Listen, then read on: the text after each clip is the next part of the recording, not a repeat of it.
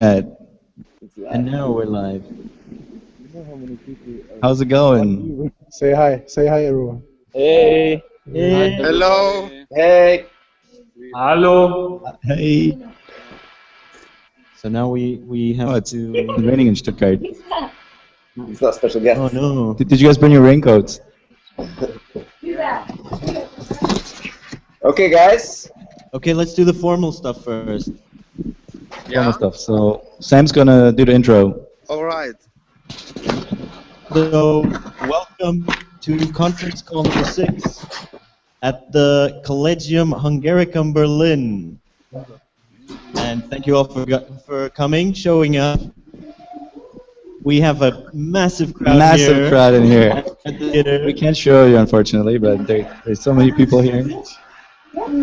And yeah, we have to start first by thanking you guys showing up. It's a miracle we managed to coordinate all of this with Murphy's Law. Usually this doesn't happen, so that's great. And we want to thank Lena for inviting us. Lena from Collegium Hungaricum Berlin. Woo! Props to Lena. Thank you for the biscuits and all the help. Okay, now, what else? The participants, we have to introduce, is this me or Nick? You're introducing participants. I can introduce the participants. Okay, we start with Berk, who's outside, in Berlin, filming the facade. Berk? He's muted. Can you hear me now? Yeah. Yeah. Now Hey, Burke. Hi, guys. Okay, we have Nick in London.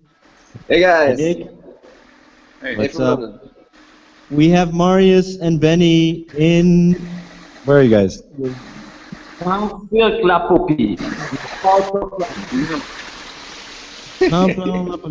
Plan. France. All right, and finally we have Lukasz and Peter in Stuttgart. Yeah. Wow. In a beautiful junk wonderland. Yes. We're in the Okay, paradise. now I pass the mic on to Nick. He's going to give a little intro to our conference call project to kind of bring everyone up to speed on what exactly the craziness is. Okay, Nick. Okay, thanks. Yeah, I'll just keep it really short. So basically, this all began back in autumn last year.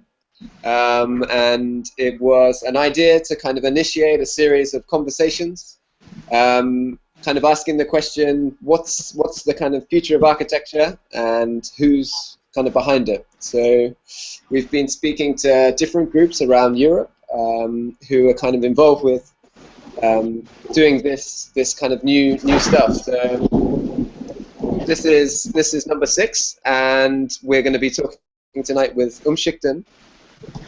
And yeah, I think let's go straight to introducing them. And I think we have a really special guest to do that. And this is going to be a half-an-hour discussion, and then we're going to have questions at the end from the audience. So the guys in the audience, all of you, think about questions. Oh, one at a time. You know, not everyone at the same time. So we'll select like 5, maybe. Okay. So hello again from the very south of France. And because I'm here with a special man who has a lot of knowledge, especially on Umschichten, we didn't want to miss out the opportunity to ask Benny and tell us how he met Umschichten the first time. Okay. The story was that we were about to construct this place for the G8 summit in Rostock, where they built a big hotel of the G8 presidents, everybody who was there for the conference, and outside there was a big crowd of people demonstrating, and they had to sleep in tents. So we thought we build a hotel for them, and we found out that we are not enough people to build this. So I asked around who could be a good participant in the construction, and then Jan said, "Why don't you ask Lukasz?" I didn't know Lukasz, but I asked him, and Lukasz said, "Yeah, I come." And then he arrived the next day on the train station in Rostock. I picked him up, and we fell in love. Right, Lukasz? Yeah, something like this. Yeah, and we're still in love. So since then, we try to do as much as possible together. But as they have their practice in Stuttgart with a very individual way of doing things, and we have Raumlabor, there's only like once a year or twice a year we find a project where we can actually melt together. And maybe this is already a good sign of how Umschichten works, because Raumlabor would probably do sometimes like this, sometimes like this, sometimes like this. But Umschichten always works like this. Wow. You see what it means? It means that you have parts that come together and that you can take apart again and give back to where it came from. So the way that they work is to take the material and to assemble the material in a way that it doesn't get wounded and create something great, and then they can take the material apart and give it back. Something is happening in Stuttgart. Yeah, there's something. We have a little catastrophe here. Catastrophe. It's raining like What's an hell. earthquake? We have to escape from the outside. Guys, this is getting really serious. Okay, What the fuck? what's going on? 1 second, we almost reached the hangar. Wow. Going for the hangar. Who's your cameraman? What's going on there? Helmet cam. Okay. Sorry guys, this is unexpected weather change. Oh, wow. Again, we will be in the hangar. It will be a little bit not so noisy. Mother Nature, you know, always got to throw a curveball. Okay. Wow, that was exciting. I'm sorry. Uh-oh. Are you still there? We're still here. We can hear you. So we're gonna have to ask. We're gonna have to start the questions here. Like Benny was saying, you guys are masters of this. Can Can you hear talk us? for a second because we? I think they're not concentrated yet. Yeah. Okay, maybe I can just fill in one gap that I missed about introducing the conference calls. Sure. So there was this idea that these discussions that we were initiating with all these different groups, that they would occur using the tools that are kind of often used by all of us now. So it was the idea to use the internet as a kind of resource to initiate these discussions. I should have put that in there as well. Mm-hmm. Benny, is this a usual way it goes with Lukasz? He's always on the move. What? That was a question to me? Yeah, that was the question Okay. too, while they're scrambling. What was the question? I think we are back. You guys are back. You guys are safe. You avoided disaster. So that was not a technical problem. That was the nature that was crashing into our plans. Wanted to show you all of the area, but yeah, the weather is not with us. Cool, nee. But we can show the inside. We can stay indoors, no? We stay indoors. That's what we do now. Yeah. Okay. Maybe you can tell us about your name Umschichten, because in Berlin a lot of us are really not good at German, you know, so we need to help us out a little bit. And also tell us about your beginnings. How did you guys start? What's the birth of Umschichten? More or less it was Umschichten. We did Umschichten. Umschichten means to shift something from one place to the other, and again and again and again. And so this was, yeah, this was kind of the beginning of our practice when we started here into this place, where there's a lot of material, old stuff, used stuff, and we tried to design with all this stuff. And for that we had to move a lot and to Umschichten. We had a lot of Umschichten work to do. Okay.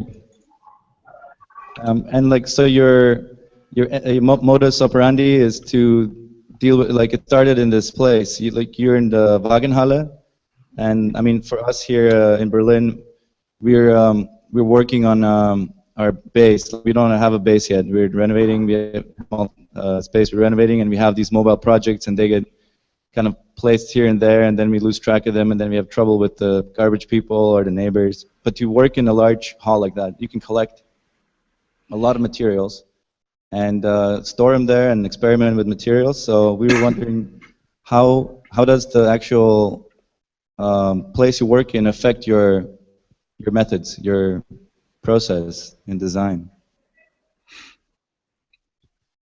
Yeah. I would say this was the essential part of our existing, of our existence, of the Initialzündung, the initial spark of our existence was this place. So, because actually the possibilities that were given on this place that shaped us, and they shaped the way how we designed things, and they shaped let's say the profile, at least the circumstances that are connected to this place, like being temporary, never knowing how long can you stay here. These things question also the way how you design things for such a for this, yeah, on this purpose, right? And you guys built a studio in this Wagenhalle. That was the first headquarters. Yeah, maybe we can show you one frame. No, not one frame, but yeah, please. Picture. Where are you right now? Can you explain where you are right now? We are right now in our office, and this is basically a shelf system that we found. We found it here like this, and wow. you can see there is a nice detail that shows. I can show it to you. There is still all this.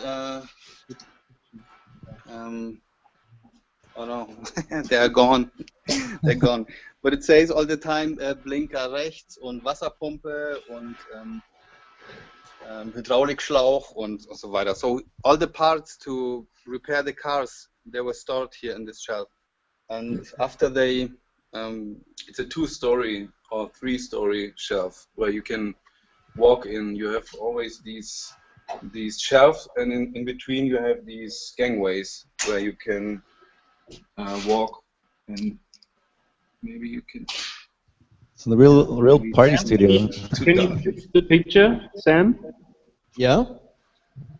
Can you want to switch highlight on the picture? so we can see the inside? Okay. Better? so this is basically, let's say it hits the point, this modular system, because you're allowed to change it as fast as you can, and with all the unexpected possibilities and incredible problem-solving solutions and holes that you have here. The super grid, this is the kind of super grid. You are able to let all the dreams come true. We noticed that you guys use a lot of, you guys base projects along one material. Like, you find a material, you get really intimate with the material, and you really try to figure out how to use it. Like, can you talk about this philosophy, like the pre-cycling, or like the way you treat the material? Is that from the beginnings? No, of course it wasn't from the beginning, but we tried to get over this recycling idea, because this is, I think it reached the society, let's say, recycling, and it's a question of aesthetic that comes together with this strategy, recycling. And so, in general, recycling is of course good because it treats the material very carefully and it allows you to think about resources, energy, and all that sustainable stuff, blah, blah, blah. But it's, there is a little problem with recycling that it reaches a special group of interests, let's say, because of the aesthetic that's established. So we tried to adapt this strategy of recycling to new materials. So we could maybe reach another, let's say, target group in the society to raise the awareness of being careful with floating material systems. So somehow there came up this pre-cycling strategy. So you use new materials, they are very shiny and beautiful, and build something. And so the products looks a little bit different than the recycling products. And yeah, so this is what we promise ourselves. So new material that goes after we used it, we just lend it somehow. We have to, so we have to treat it very, very well. We can't hurt this material because we have to give it back, and it has to be sold as new somehow. This is I mean, it's not about taking new materials. It's about taking new materials, using them, and then giving them back into these production cycles, dealing in this production line of I don't know, shipping, and in these cycles you have all these steps in between of the material. You know, when the stuff is coming from China, it's on the they ship it to Europe, then it stays for I don't know how long at a certain place, and this place could already be. We try to go into spaces like this. That's what we wanted to show you when it starts to rain outside, because these storage places or areas have they are very powerful, very pure, because it's only pure material, and these are spaces we want to work with, and then these materials go on, and they have another step where they were stored, and then they come into the shops, and then they were spread to the people, and we try to stick into these circles and pick out some materials without hurting them. I mean, it also helps with the funding, right? Like finding money for temporary projects. Maybe it's a good method to get sponsored or to get a material, use it, and then return it, so you actually get it for free. Yeah. Yeah, but you have to.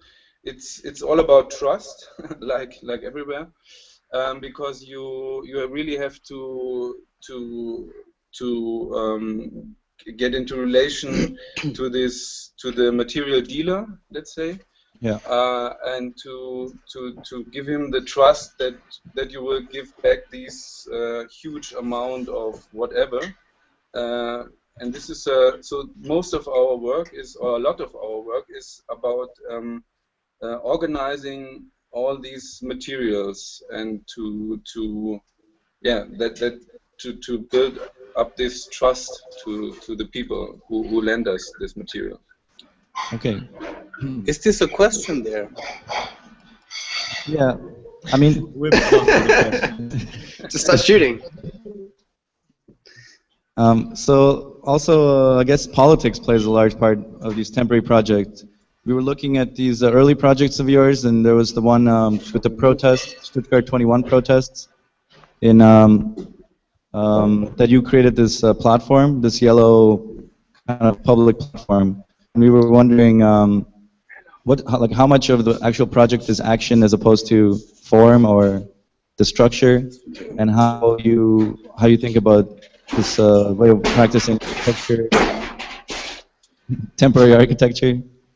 So could you answer like the action part of architecture? How important is it to you? The action part. How important is the action part?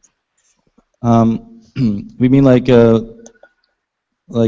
instead of the outcome being the form, it's a large part of it is the actions and the way you unite the landscape, the political landscape. Like maybe you can talk about how you got involved in the Stuttgart 21 protest, to build this platform and how you got the materials and discuss, like, tell us a little bit about that project, the pop-up. Yeah, there are different layers of being involved into this. Like the first aspect is again this this area we are working, because this area only exists because of this huge project that was that was like decided or planned in the 90s, and because of all these protests and of all this stuff, all this area around here is kind of out of use somehow, because it's part of this project, or it's at the border of this project, and they want to use this. Right now, they are using it for infrastructure, logistic area for this project. So they kept it free somehow because of this Stuttgart 21 project, and it will last. We can stay here till this project is over, like in 15 or 20 years. So and as long as this project is going, or as the protest is going, we can stay here.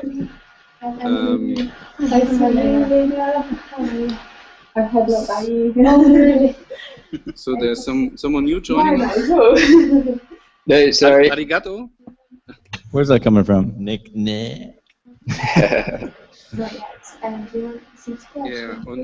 And on the other hand, we wanted to, with this pop-up project, we wanted to deal with the question of what happens if a city is digging a hole for 20 years in the heart of the city, and is it just a completely restricted construction site area where no one can go, and after 20 years we say, oh, what happened here? It's nice or it's shit, and so we try to set focus on this construction site that is open somehow, or in parts open. So this is why we choose the material for this pop-up project, where we had these brand new boards for doing concrete ceiling stuff in the building. The building companies are using. So this was kind of cultural platform, construction site platform, whatever. So we try to mix these programs of this construction of this huge investors project.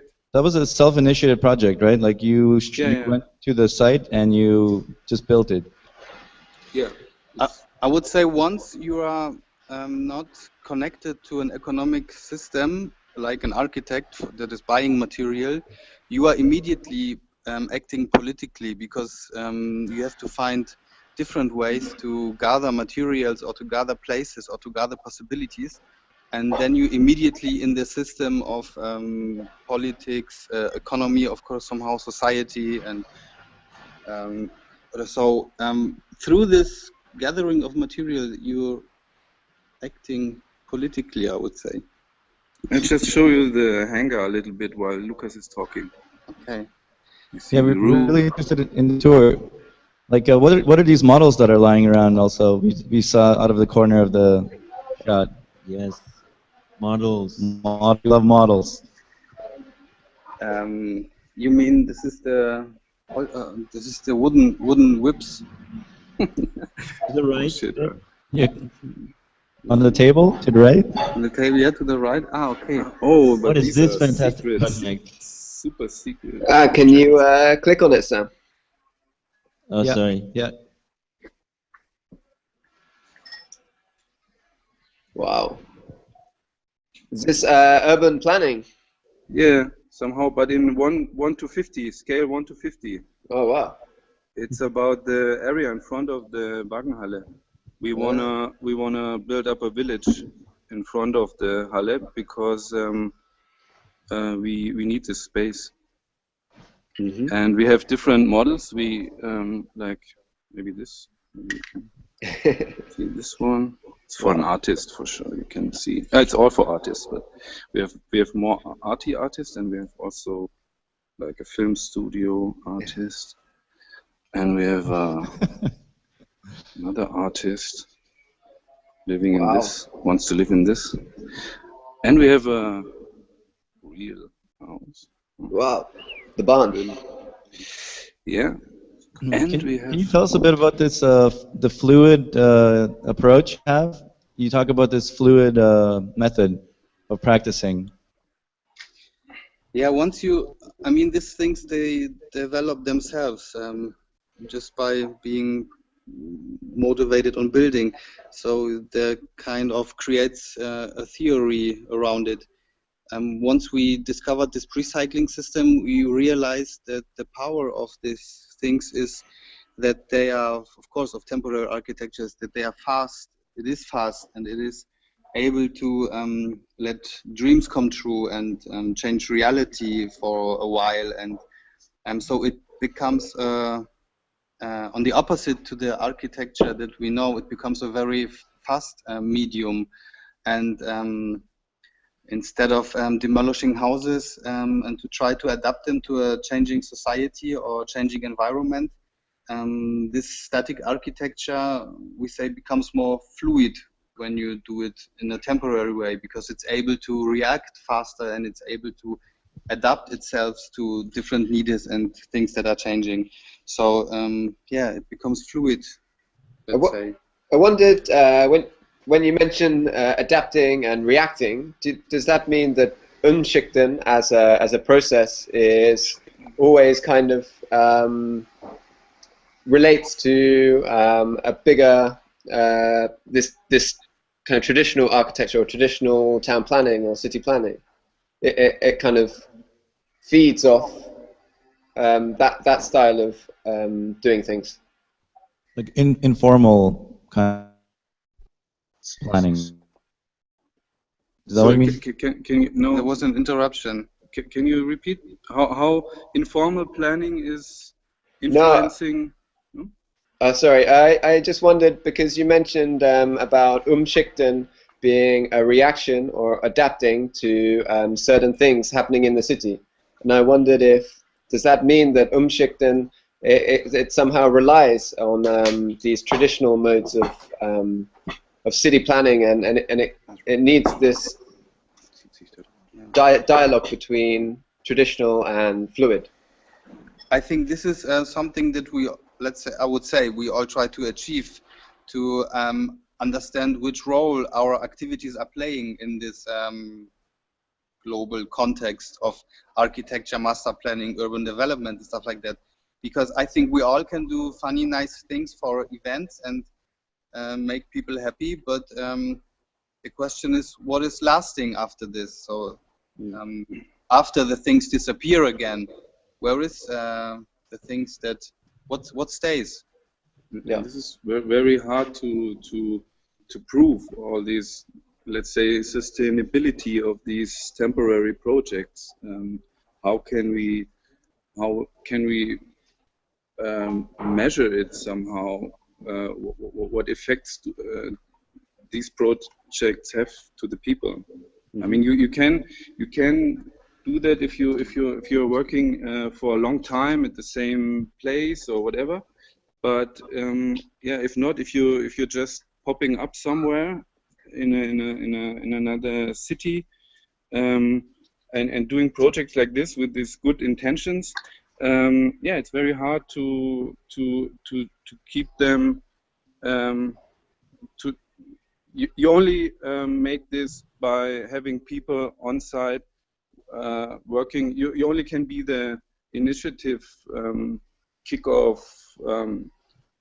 I don't know how to say. It's just it has to go on, and it has to.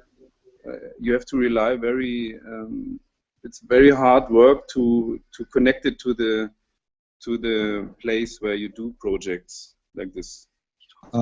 Yeah. So about the hard work, we want to know about the pain, like making temporary architecture, doing this pre-cycling, getting money from cultural funding, or doing residencies. Yeah. How do you survive it? Like, can you tell us about the pain? We don't know pain. No pain. Well, no, we love the pain. You have to be definitely a little bit masochistic about this, otherwise it will not work. Yeah, I mean it works because the work we are doing is it's part of our life. I mean, it's not like we're going to work and after 8 hours we go back. So it's in a way it's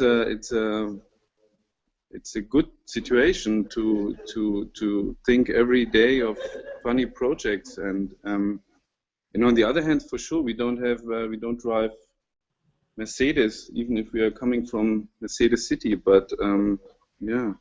And we don't go to holidays because we're Yeah. always on holiday when we go. It's very Yep. hard. We're always on holiday. Yeah. Yes. Can I ask a question? Of course. Okay. Shoot, Benny. My perception of your work is that it very much relies on you two as a personality. Of course, you're trying a lot to make it abstract or to explain this system.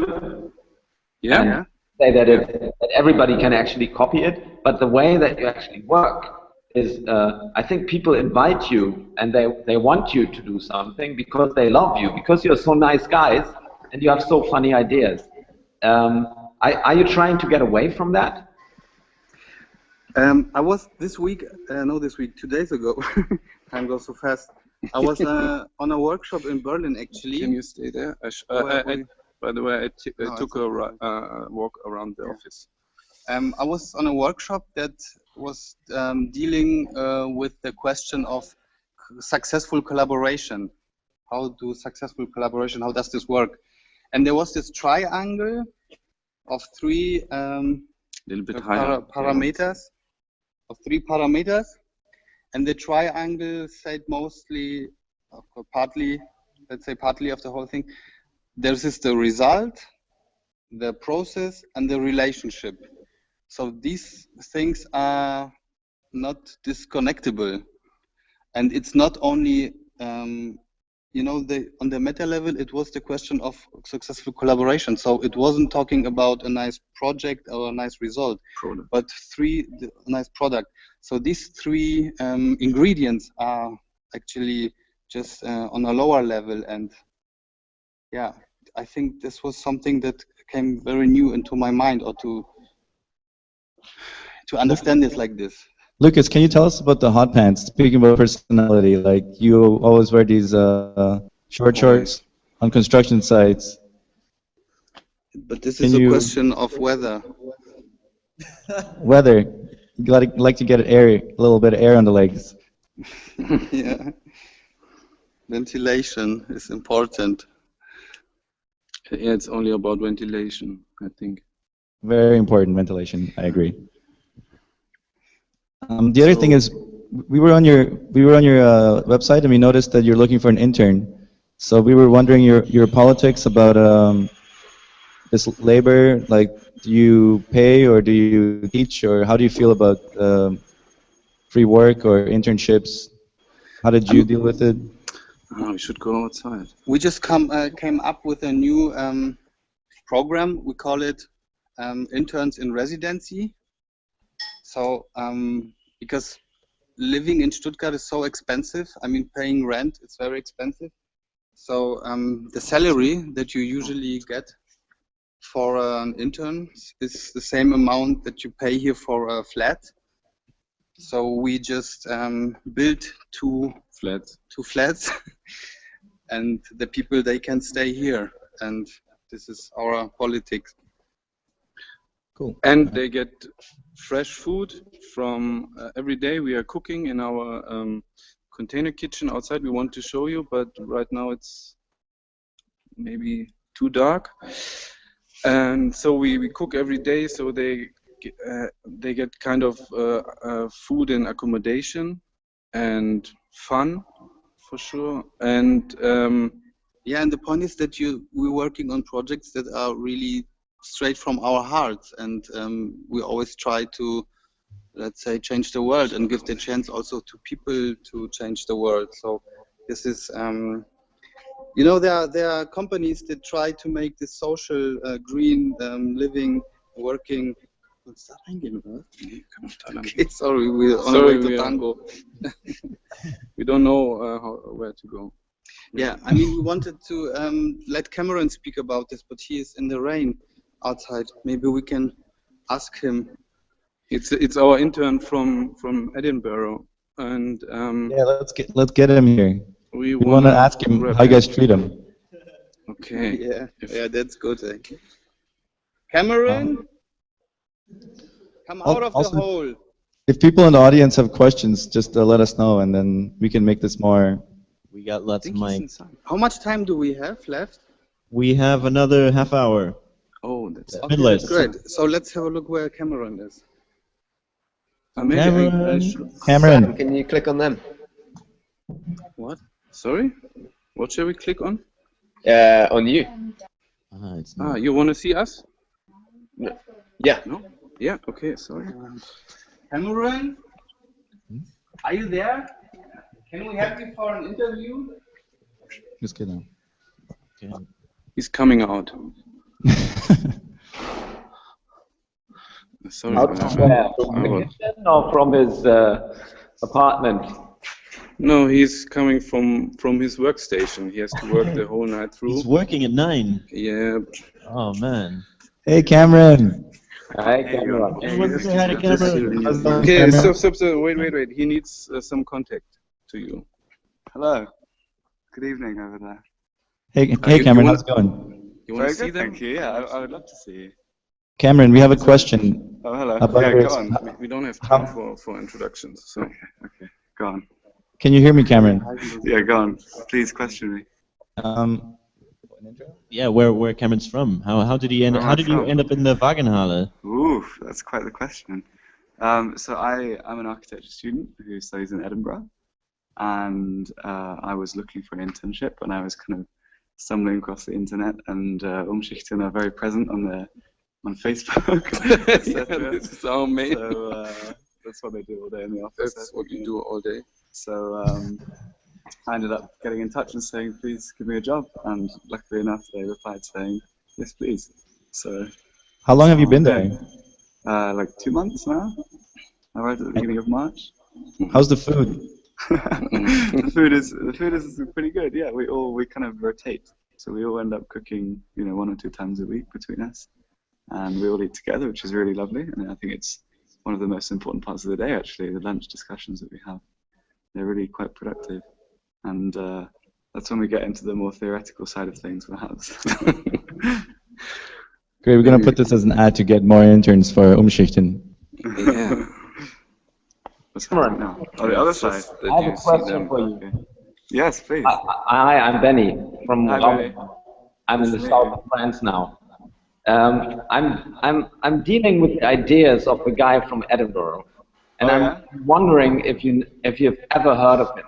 His name is. This book is about him. It's called Biopolis. His name is Patrick Geddes.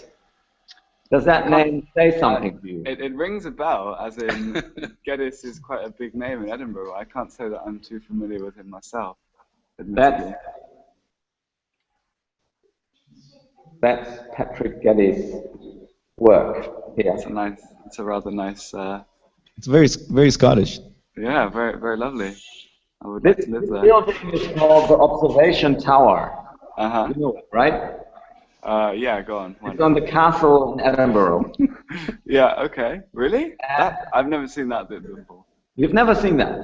I've seen the castle plenty of times, but I don't know that bit. I found out that Patrick Geddes is actually the grandfather of the work that we do, and I think he's also the grandfather of the work that Umschichten does in mine, right? That's why I'm here. They chose me for that reason, I think, right? Yeah. The Scottish region.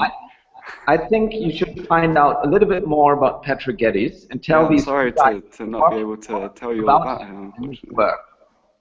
Okay. Let me just say a few words about Patrick Geddes, because I think it's interesting for everyone out there in the world. Patrick Geddes was a sociologist, a zoologist, a biologist, and he ended up doing town planning and architecture. from that point of view. He tried to make these big systems of how does life actually work. Let me try to find the image of that. What he said was, and that's actually included in the observation tower. The observation tower in Edinburgh has these different stories, and it starts with the first floor that is about the world. The second floor is about Europe, the third floor about language, the fourth about Scotland, then it's about Edinburgh, and the top floor is a camera obscura where you can actually see the camera obscura. Yeah, okay, I'm very familiar. a live image of Edinburgh. Yeah. And it's very nice. For him, this is a kind of a city museum that is constantly renewing itself. Because he said that city is never something that is stable, that stays the same, but it's constantly changing. So that's why the camera obscura, which shows the kind of the life image of the city and the top floor, shows how the city is transforming as well. I know they had lots of visiting camera obscuras from different cities that would come and show the citizens of Edinburgh what other cities look like. Yeah. And what he did in his work was basically going to places and trying to find out what goes on and then transform these places. So he bought houses in Edinburgh and with the people that lived in the house started to think of what is good about it, how should it be transformed, and then they renovated the house and he lived there with them and then moved to the next house when he was finished. And in the end of his life, he started making urban planning. For example, he made a plan for Tel Aviv. That Tel Aviv was built on this on his plan. Hey, Benny. What he did, yeah? Benny, we have a question from the audience. For Benny. Yeah. For Benny. We have also a guest here from Tel Aviv. Wow. There's a guest from Tel Aviv. Gilly, you want to join? Gilly is there. Yeah. Okay, so this is the question. Who's this question for and from? Can we get the info? Well, for all of you, and I'm a student, so yeah. My question is, first of all, what's your intention, at least, that you make that so public? Your conversation. So what do you think? Which reaction do you get from the audience? So what can they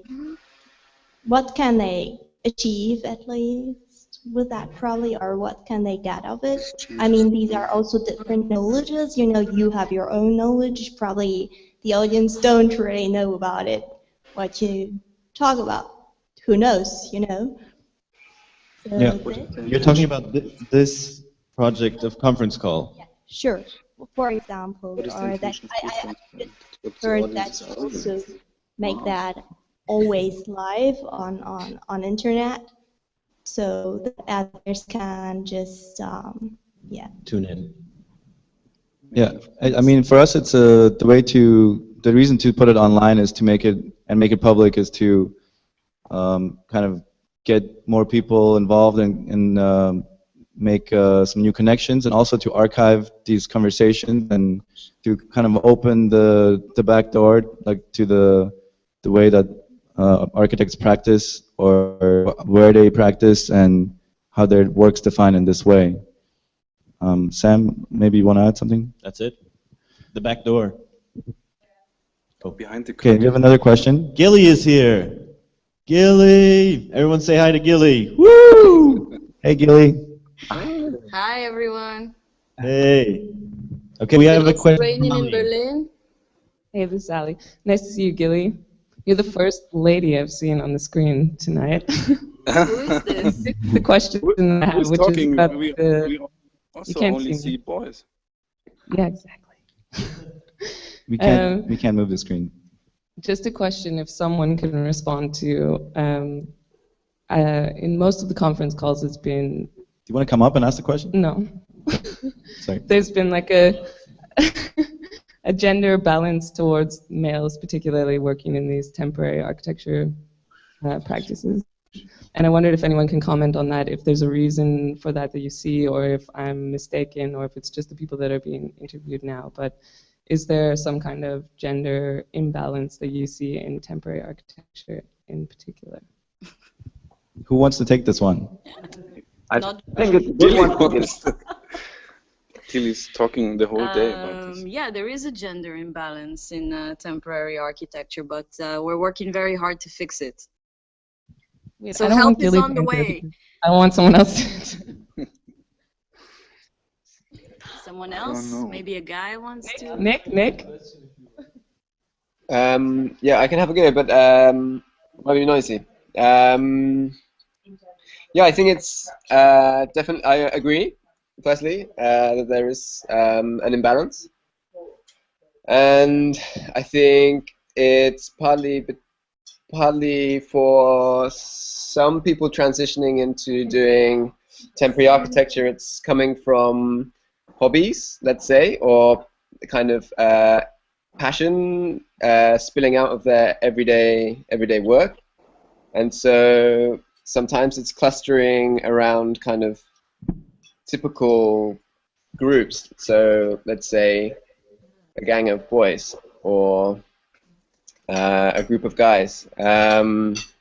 That's how I've seen it. But maybe some of the wiser heads have seen a kind of wider spectrum of why that might be the case. Benny? I've been wondering about this question before. Where's this collective of just girls? There is very few. I'm for the Shabby project, I'm putting together juries of architects that work in our way, and it's always very easy to name 5 or 6 interesting practices that are basically made of boys, and then mostly there's 1 or 2 girls in them as well. So I try to ask them, but there is people like Doina Potrescu, there's people like Ann-Kathrin Fleit, there is people like Pizza Potrek. Yeah, but and there is a lot. There's MUF. There's groups that MUF is maybe the only girls group that actually exists. Mostly it's 5 boys and 1 girl, or 6 boys and 2 girls, but they are there. And I think it's right what Gilly says. We have to work on that because in Raumlabor we have a lot of girls, but in the core team we are 6 plus 2 at the moment. But we've been working on that. We were 7 plus 1, so now we're 6 plus 2. So there is a change coming, and for me it doesn't really have a reason. Maybe one reason could be because it's pretty unsafe. It's an unstable way of working. You never know what's coming up, and I see a lot of female architects that after doing a little bit of this unsafe work, have the tendency to go into a more, let's say, safe work situation, either at the university or into practices that generate more safe work situations. Is it not true that mainstream architectural practice is already very imbalanced, and that the temporary practice that's kind of emerged over the last few years somewhat reflects this, as unfortunate as that is, and that maybe the issue is located within the whole profession rather than this kind of niche of the temporary? Yeah, throughout the world as well. Can I just respond to my own question? It's a profession where you deal with kind of the constructed media, which is overwhelmingly male, so maybe that has quite a big part to play. But it is a question, because if you look at the universities, there's rather an overlap of female students than male students. So it is a question: why do girls end up in this direction and boys end up there? Which I can't really answer. We have a comment. We have a comment from the audience. No, No, I was just thinking that it might have something to do, like what Benny was saying, this privileged structure that in temporary architecture in particular, you're in a precarious situation. And as females studying architecture, maybe you're not as willing to accept that because it's already slightly precarious in some ways. Can I say something very provocative that will No. piss a lot of people off? No, please don't. Really? I know from my experience, Porto Architecture School, guys groups, they worked fine. 5 girls working together, you could hear that room. I don't think that's very true. Because they were working so much, Sam. Well, I know that Umschichten is doing a lot of work in making Lukasz wear more and more hot pants, and I think that's a step in the right direction. Yes. Agreed. Start with the fashion. Okay, we got another question from Steffi again. I have 2 questions. Well, my first question is, you used the word collaborative and collaboration. So what are you really understanding under that? So how are you using it?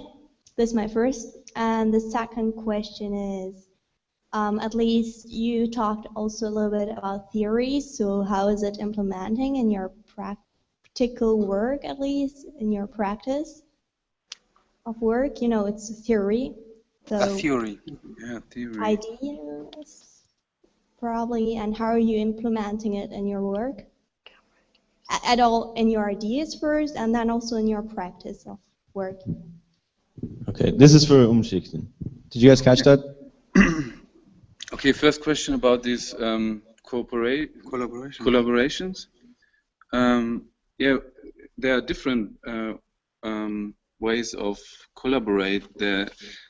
We have collaborations with other design build studios like with Raumlabor and Construct Lab and ONOFF. For sure, ONOFF. And this is a kind of collaboration to speak in the same language, and with mostly self-initiated projects. Then we have collaborations with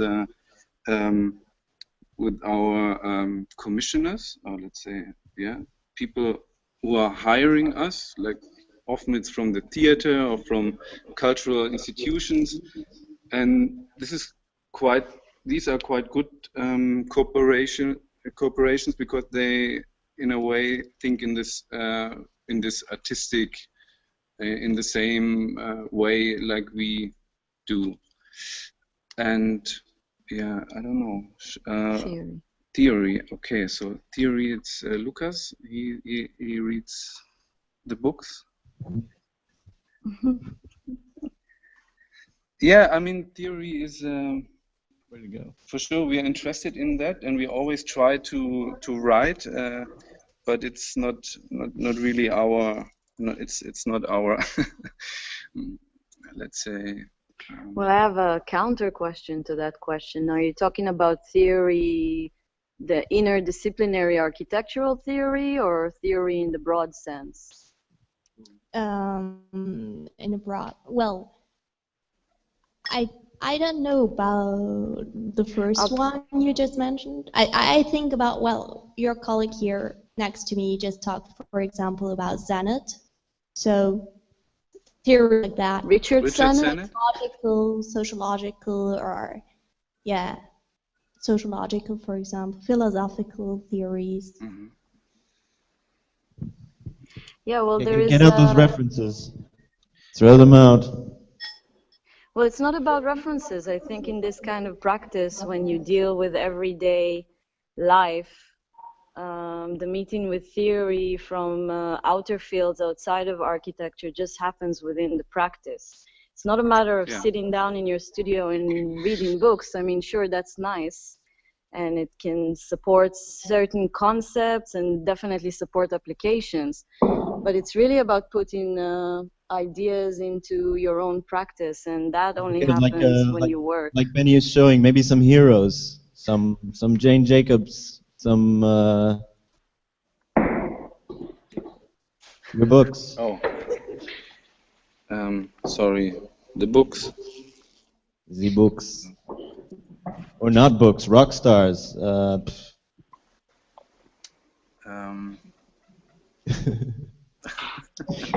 wonder if I could hijack the book show and tell to ask a question to Benny and to the Umschichten guys.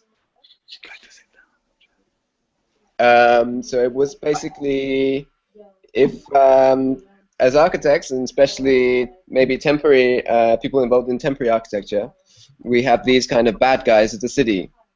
So for example, the developers, or let's say some city officials and so forth. And I just wondered, how much do you guys think that we need to engage with these bad guys or good guys? And is it always conflictual, or is it sometimes yeah, trying to engage with these strategies that they have, and the way that the city is working now, which is based on kind of making profit from space?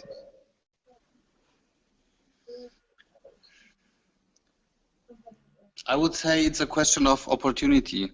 If you have the opportunity to work with a bad guy, then do it. If you don't have this opportunity, then do something else, but do it. No, I mean, for sure we wouldn't do things that we can't.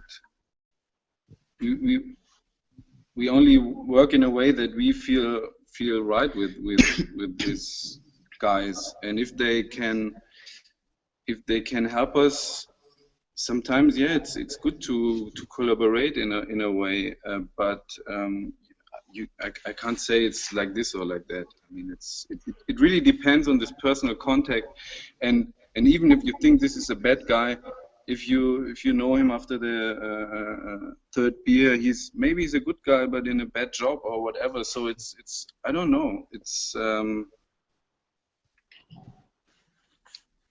for sure there are these apparatchik, and this is the bad guy most of the time, with all these regulations and stuff like that. This is really hard, and people in these positions, yeah, I mean, you can. Oh, I don't know.